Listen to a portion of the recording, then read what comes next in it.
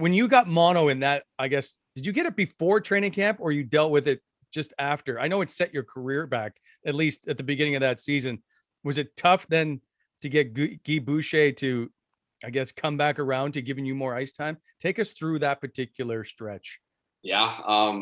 Again, that was mid-August, literally the worst time you could possibly get it. And I remember as soon as I heard the news, and like my mom had taken me to the hospital because it hit me so hard. And like that whole week, I was still working out, I was still skating, but I was just sweating profusely. And like, I didn't know what was up. And usually, it's a cold, I'll sweat it out, but it just wouldn't stop. And I got to the point where my body just started shutting down.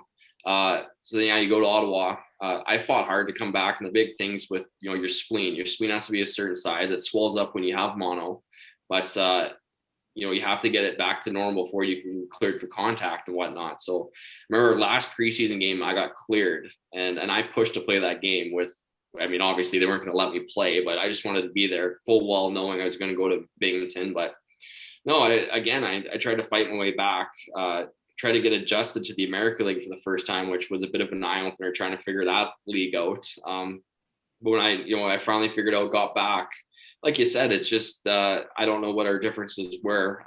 His system probably wasn't the best for me. I was thinking a lot on the ice as opposed to just going out there and playing. But you didn't really see a fit for me in the lineup.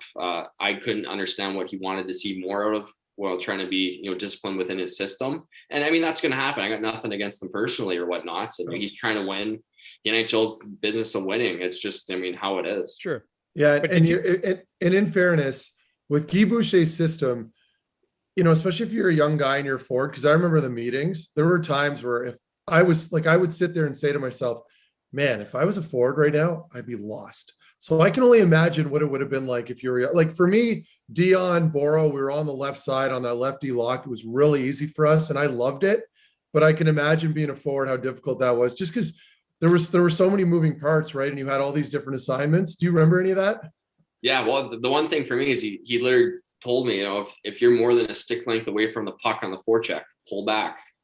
And for a guy that's games built over, turning over pucks, finishing my hits and just skating overall, that was so hard to kind of embrace, I guess. I did the best job I could, but then, you're out there for 4 to 6 minutes a night. And it's like, well, what are you supposed to do?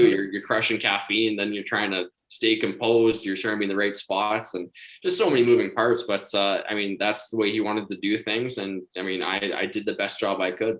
Yeah. And people don't understand or appreciate how hard it is to get into a game when you're only playing 5, 6 or 7 minutes, right? Like you're just sitting there. You're almost thinking, don't even put me out there at this point. Like, I just want to sit right here on the bench, because your mind is just out of it, right? Like when I was playing on D, and if I was playing below 15 minutes, I didn't even want to go out there. I'm just thinking, like, just roll the guys that are going.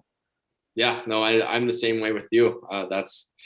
You want to be out there and make a difference, but then you understand, well, what you going to benefit from being out there, the last 5 minutes of the third and 1-goal game when you haven't seen the ice since, the beginning of the second period. So bingo. It's tough, but again, it comes with the territory. I think a lot of times I had to, tell myself that there's X amount of players that are allowed to play in the NHL and earn those jobs. I'm never going to take that for granted, but that definitely is something that I don't think the average person realizes how tough it is. And that's fair. And I don't really mean to go after Guy. I'm just like curious. Did you have many one-on-one conversations about what you didn't understand or what you needed to try and work on to get better? Or was it more a general forward meeting type group setting where you got told what to do? Yeah, it's hard, right? Because you're a young kid, he's a new coach, you're trying to find your way, but then also you don't want to make it about yourself because the team's what matters. And he had so much going on. His pregame preparation was insane, where he'd have like 4 to 6 whiteboards filled up with notes and different plays and whatnot, and that's just how he got ready. And there I am, kind of tugging on his jacket to have a conversation. That's kind of the last thing that I think we both wanted to have. But but there's times that we would talk. But like I said, I guess the onus is on me as a player, regardless if you are playing 4 minutes or 20 minutes, that you have to make the most of what you get. And fortunately for myself, that wasn't much at times, but again, I did the best I could, and I truly did enjoy my time in Ottawa. It was a great city and a great place to start my career. Yeah, and I was just going to say, just to finish up, because on Guy, I think people need to understand he does have a brilliant mind when it comes to the game. He's incredibly detailed. It just can be difficult sometimes for certain players, certainly if you're a younger guy with all those assignments. But I think I don't want this to turn into a dump on Guy Boucher party here, because just from my personal experiences, I did enjoy playing for him, Wally. So I just wanted to throw that out. And lots did. And that's not what I'm getting at, but he just had some idiosyncrasies that made it tough for certain players to adapt. And yes, even I can remember the locker room became a really weird, if I'm not mistaken. No, I know he put all the players, all the forwards in lines grouping, if I'm not mistaken, to sit in the locker room, right? Is that not? Because I was in the corner by myself. I just want to go give Lazar a hug right now. He's doing well now, so it doesn't matter. He's all good.